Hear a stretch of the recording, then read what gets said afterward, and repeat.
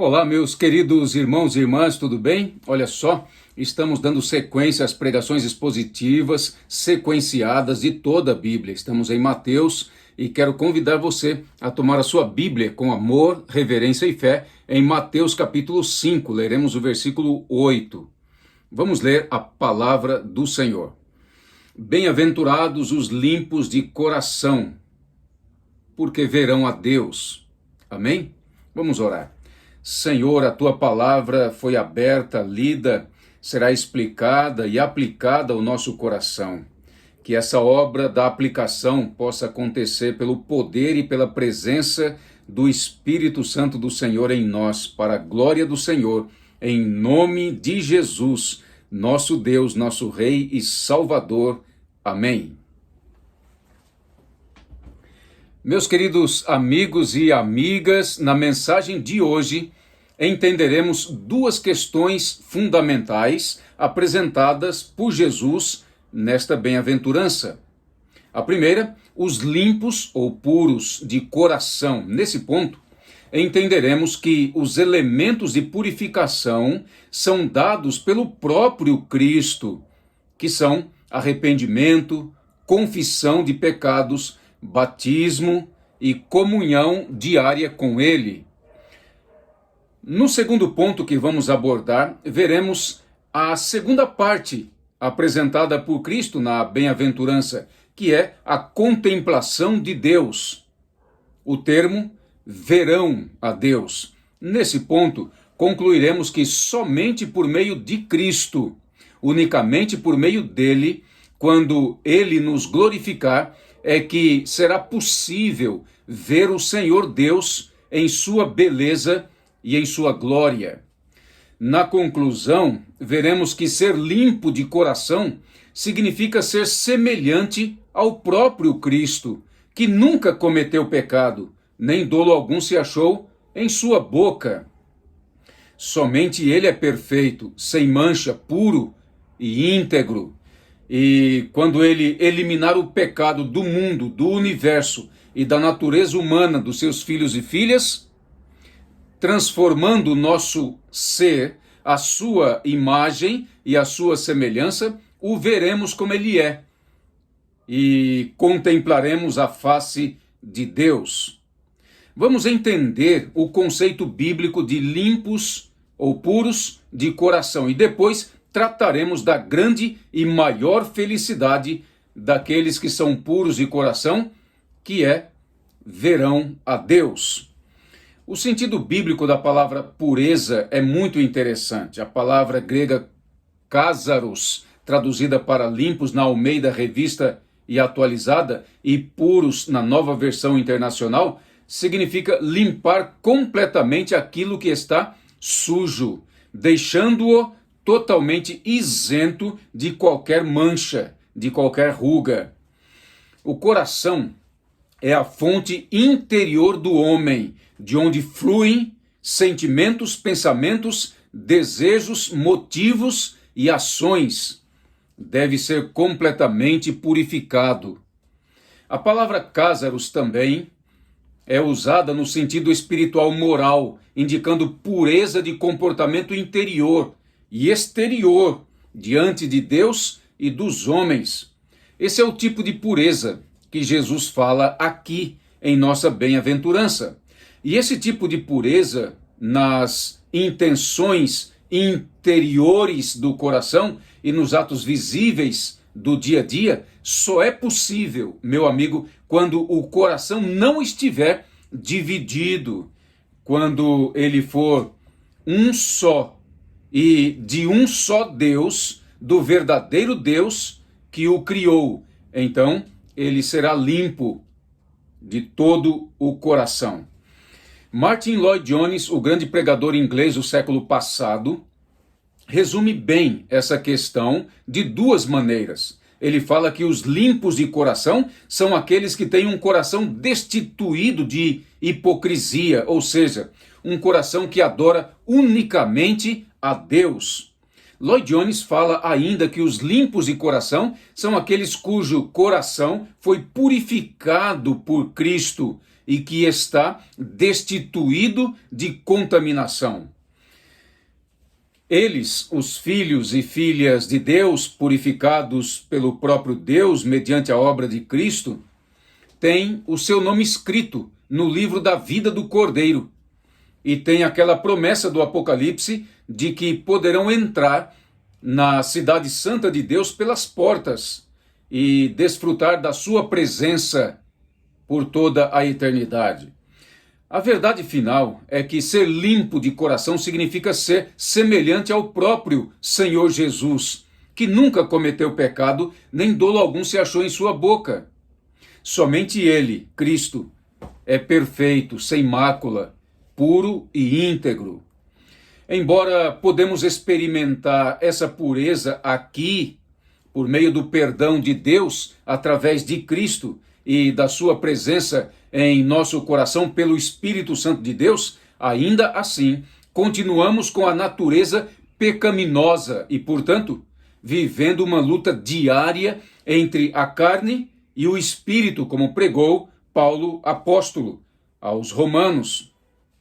Essa luta em nosso coração exige de nós comunhão diária com Deus por meio de Cristo. Assim, vamos nos aperfeiçoando até ao dia da plena e perfeita perfeição, que será quando Jesus voltar e nos conceder por sua graça um corpo glorioso semelhante ao seu e nos colocar no reino glorioso de seu Pai, como ele e os anjos. Então veremos a Deus. Atenção, ao olharmos os capítulos anteriores e posteriores de onde se encontra a nossa bem-aventurança de hoje, veremos que os elementos de purificação para o coração pecador são arrependimento, como já anunciei, confissão de pecados, batismo e comunhão diária com Cristo. E também, olhando para esses dois contextos, veremos importantes insights da contemplação de Deus, do termo verão a Deus.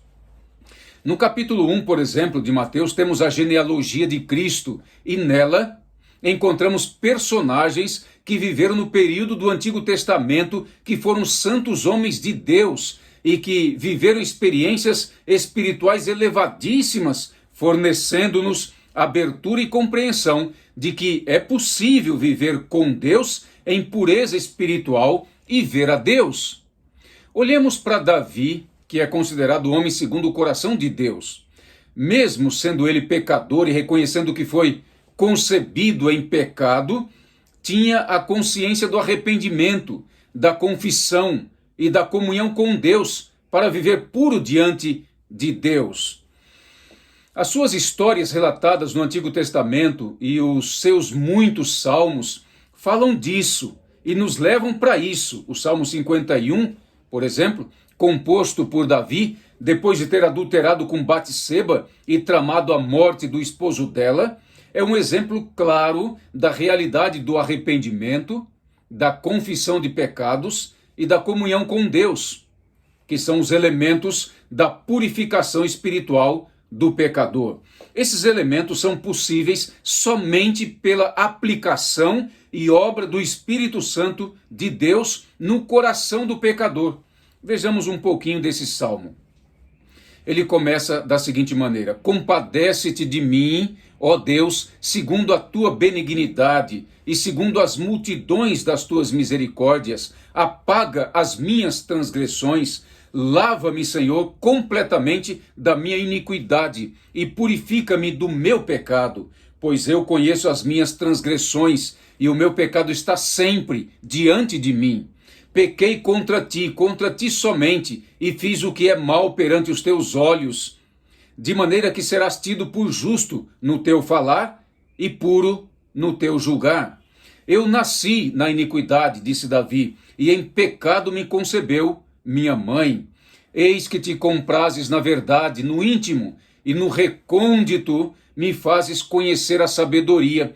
Purifica-me, Senhor, com hisopo, e ficarei limpo. Lava-me e ficarei mais alvo que a neve. Faze-me ouvir júbilo e alegria, para que exultem os ossos que esmagaste. Esconde o rosto dos meus pecados, ó Deus, e apaga todas as minhas transgressões. Cria em mim, ó Deus, um coração puro e renova dentro de mim um espírito inabalável. Não me repulses da tua presença, nem me retires o teu Santo Espírito. Pois não te comprazes em sacrifícios, do contrário, eu te os daria. E não te agradas de holocaustos. Sacrifícios agradáveis a Deus são o espírito quebrantado, coração compungido e contrito. Não o desprezarás, ó Deus. Que maravilhoso salmo, não? Outro exemplo na genealogia é Abraão, o pai da fé, que viveu pela fé em toda a sua peregrinação, contemplando a terra de Canaã. Viveu realmente pela fé. A carta aos Hebreus explica que a fé é a certeza de coisas que se esperam e a convicção de fatos que se não veem. Abraão, onde ia, estabelecia altares de adoração a Deus e experimentava uma vida de comunhão diária com o seu Criador. Abraão, pela fé, aguardava receber a terra de Canaã, daqui de baixo, e também aguardava receber a terra de Canaã lá de cima, a Jerusalém celestial. Esse era o seu maior sonho, entrar na Canaã celestial e viver pessoalmente com o seu Deus, esse Deus que passou a ser o primeiro em sua vida. Ele, Abraão, o adorava acima de tudo. E isso era tão verdade, mas tão verdade, que aceitou sacrificar o seu próprio filho Isaque, em obediência ao pedido do Senhor. E como sabemos pelo relato bíblico, antes dele sacrificar seu filho, Deus providenciou um cordeiro para ser sacrificado no lugar dele. Esse era Abraão, o pai da fé. Nada tinha aqui na terra que fosse superior e mais importante do que Deus, o seu Deus. O próprio Senhor Jesus, que na genealogia aparece como filho de Davi e filho de Abraão, foi o maior exemplo de homem que viveu comunhão íntima e diária com Deus, seu Pai, valorizando a Deus, o Pai, em primeiro lugar. No capítulo 2 de Mateus, existe o registro do nascimento de Cristo. É a encarnação de Deus. O Senhor Deus desce do céu e passa a viver entre os homens. Ele é Emanuel, Deus conosco, pronto a ser visto e seguido pelos homens. Os magos, ao estudarem as profecias da palavra de Deus, descobrem o tempo e o lugar do nascimento do Senhor e viajam quilômetros da Pérsia para Jerusalém, para a cidade de Davi, para ver o rei que nascera, e o adorar, dando-lhe presentes. Em contrapartida, os líderes religiosos não quiseram vê-lo, estavam cegos quanto à vinda de Deus. Por outro lado, o rei Herodes quis vê-lo, não para adorá-lo como os magos o fizeram, e sim para matá-lo. Mas os pais e o menino foram visitados pelo anjo de Deus e orientados por ele a se esconderem lá no Egito. Depois que passou a perseguição, com a morte de Herodes, o Senhor retornou com seus pais do Egito para a região da Galileia, para a cidade de Nazaré. Com a sua chegada à Galileia dos gentios, o povo que vivia em trevas viu grande luz, e os que habitavam e viviam na região e na sombra da morte, resplandeceu-lhes a luz. No capítulo 3 temos o Senhor Jesus se deslocando da Galileia para a Judéia, no Rio Jordão, onde João Batista estava batizando os pecadores arrependidos, e ao chegar lá, foi batizado também, se identificando com os pecadores. A cena que apareceu no seu batismo foi muito, mas muito impressionante. Reverência e glória marcaram aquela cena. Primeiramente, de acordo com o relato do quarto evangelho, o evangelho de São João, João Batista, ao ver o Senhor Jesus, diz em alta voz: eis o Cordeiro de Deus que tira o pecado do mundo. Jesus é tão santo e puro que o profeta João disse ainda: eu é que preciso ser batizado por ti. Disse mais o profeta João Batista: eu não sou digno de desatar as correias das tuas sandálias. Quando Jesus diz que era necessário ser batizado para se cumprir toda a justiça, João Batista admite e batiza o Senhor nas águas do Jordão. O relato é realmente impressionante, meu amigo e minha amiga. É um relato de reverência, de glória e de contemplação. Está escrito assim: batizado Jesus saiu logo da água, e eis que se lhe abriram os céus, e viu o Espírito Santo de Deus descendo como pomba vindo sobre ele. E eis uma voz dos céus que dizia: este é meu filho amado em quem me comprazo. Naquele momento Jesus viu o Espírito Santo, e o Espírito Santo viu Jesus. Ambos se uniram visivelmente diante de todos, e todos ouviram a potente voz do Pai ecoando do céu: este é meu filho amado em quem me comprazo. A Trindade estava ali sendo contemplada por todos aqueles pecadores arrependidos. E daí por diante, Jesus passou a pregar um conteúdo igual ao conteúdo de João Batista, seu primo: arrependei-vos, porque está próximo o reino dos céus. João Batista disse que batizava com água para arrependimento, mas Jesus batizaria com o Espírito Santo e com fogo.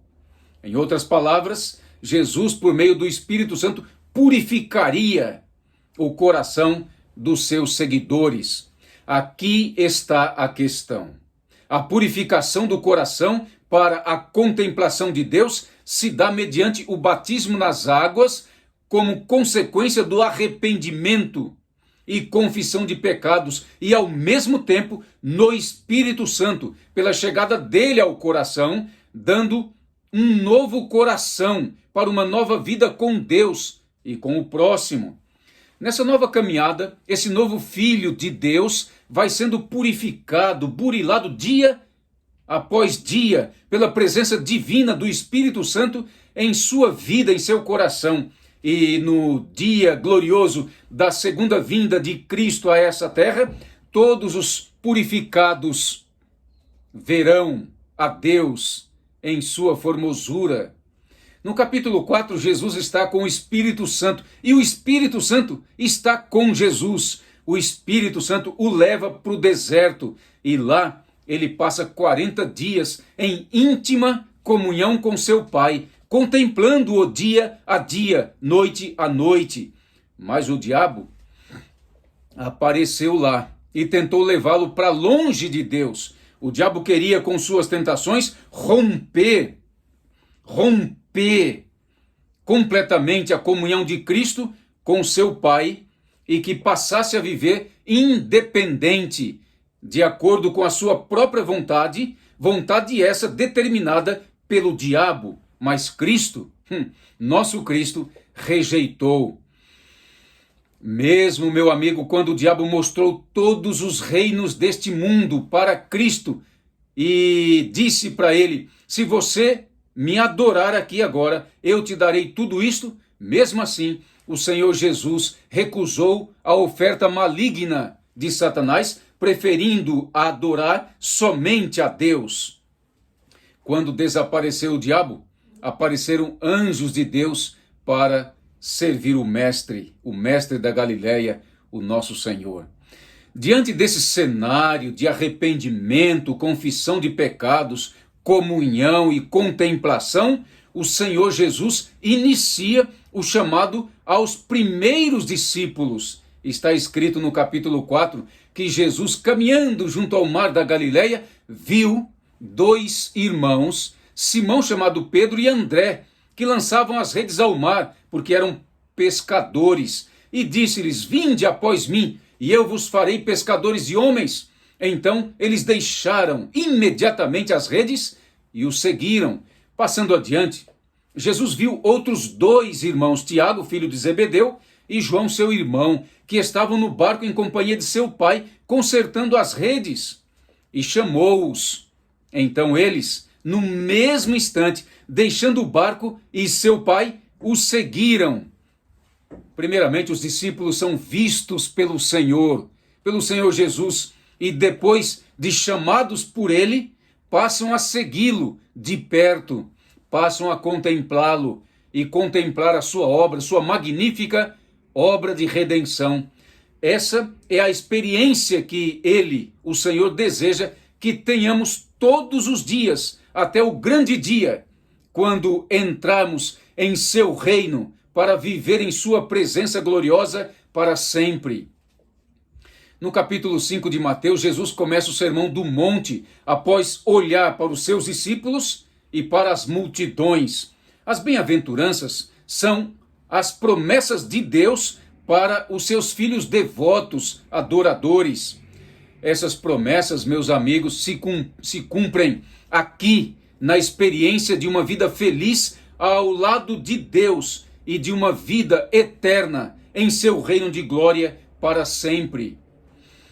Entre essas promessas existe essa que estamos abordando: bem-aventurados os limpos de coração, porque verão a Deus. Eu diria que esse é o privilégio dentre todos os privilégios encontrados nas promessas divinas: ver Deus.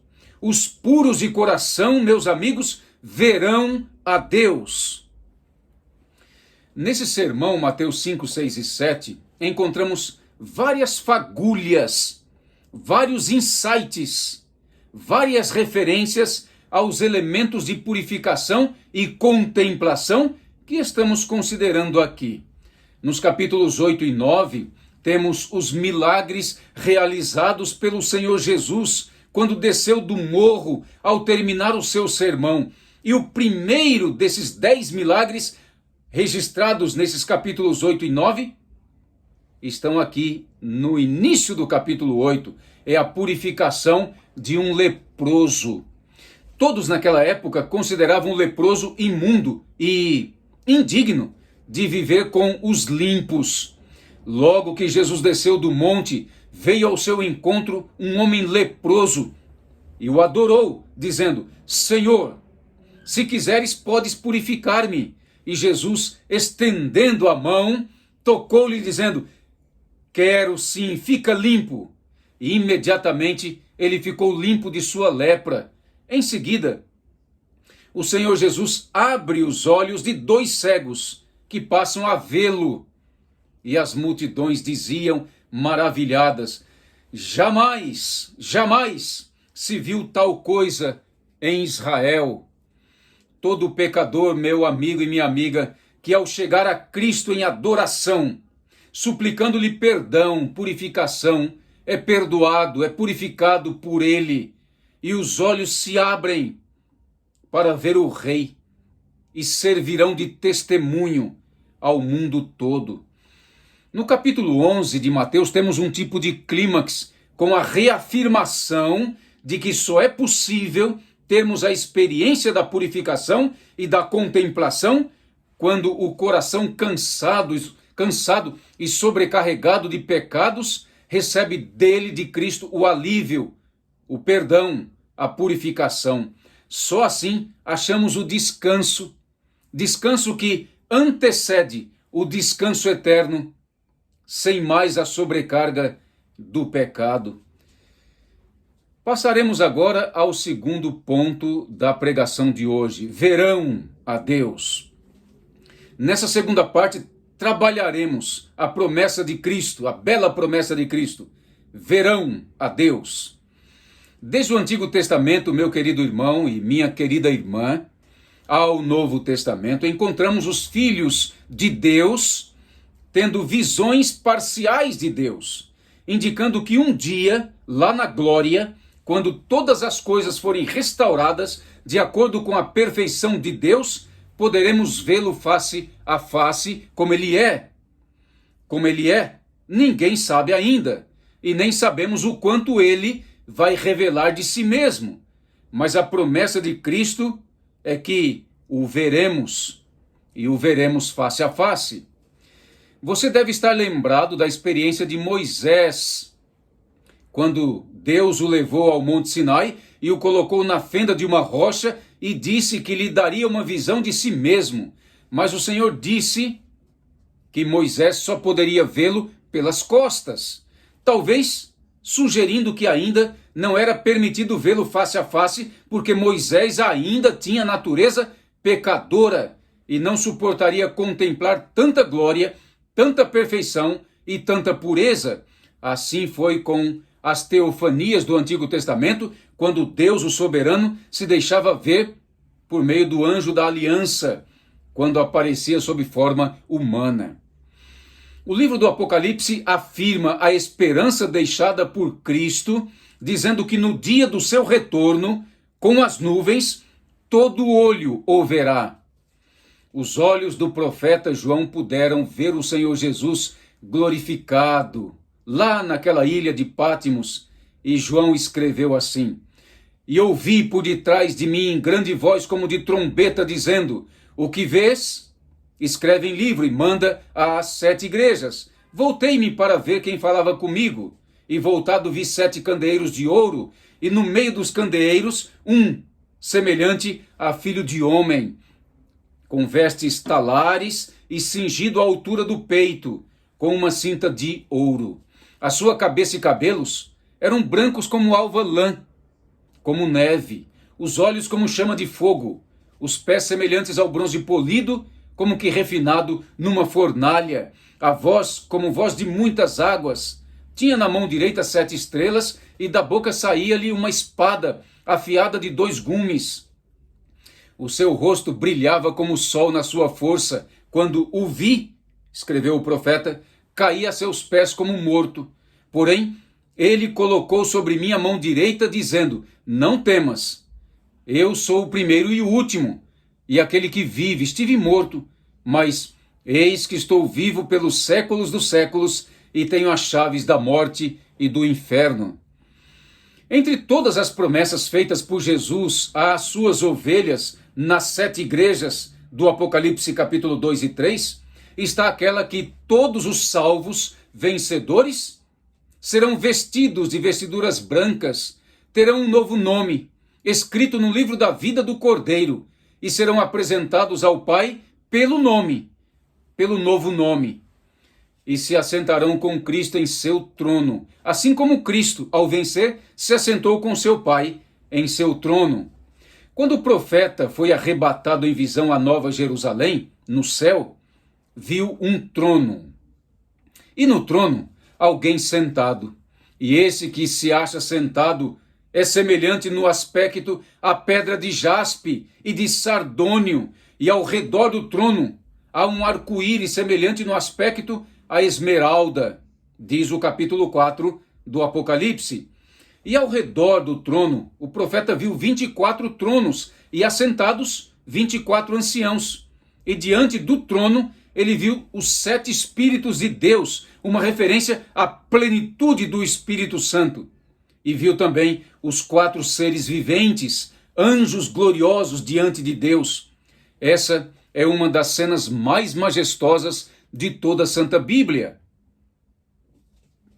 Agora, unindo o capítulo 4 com o capítulo 5 aqui do Apocalipse, temos uma grande cena de júbilo, de alegria, de felicidade, de adoração, onde os 4 seres viventes, os 24 anciãos e a multidão de salvos e anjos estão em adoração constante àquele que está no trono.